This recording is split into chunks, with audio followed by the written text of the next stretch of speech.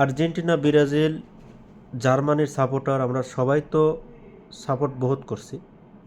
আমার পাশে যে লোকটা সৌদি প্রবাসী ইব্রাহিম ভাই, তিনি কঠিন একটা রোগে ভুগতেছেন।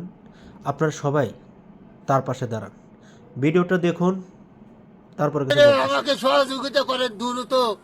আমি বাঁচতে চাই, প্রবাসী ভাইরা, দেশবাসী, আমি বাঁচতে চাই, আমার পাশে দ্রুত আসেন।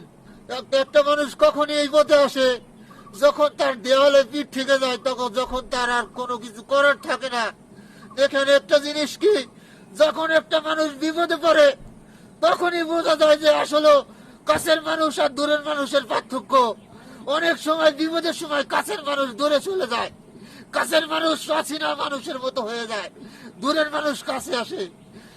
আমি চাই দেশবাসী সবাই আমার কাছে পাশে থাকেন, প্রবাসী বাইরে। আপনারা তো ইব্রাহিম ভাইয়ের কথাগুলো শুনলেন তার নিজের মুখ থেকে। তার নিজের বিকাশ নাম্বার দেওয়া আছে। যদি কোনো ব্যক্তি তাকে সাহায্য করতে চান, অবশ্যই তার এই নাম্বারে সাহায্য করবেন। আমরা সবাই দেখেন আর্জেন্টিনা, ব্রাজিল নিয়ে পড়ে আছি।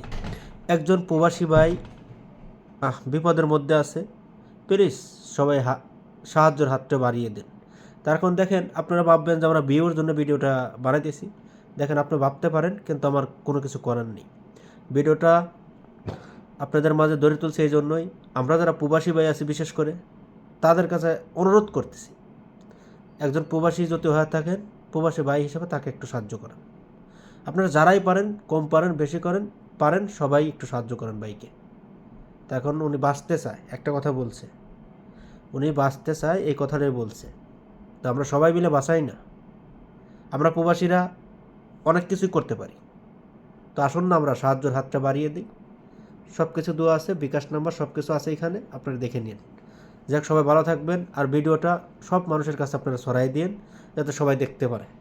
সবাই ভালো থাকবেন, আল্লাহ হাফেজ।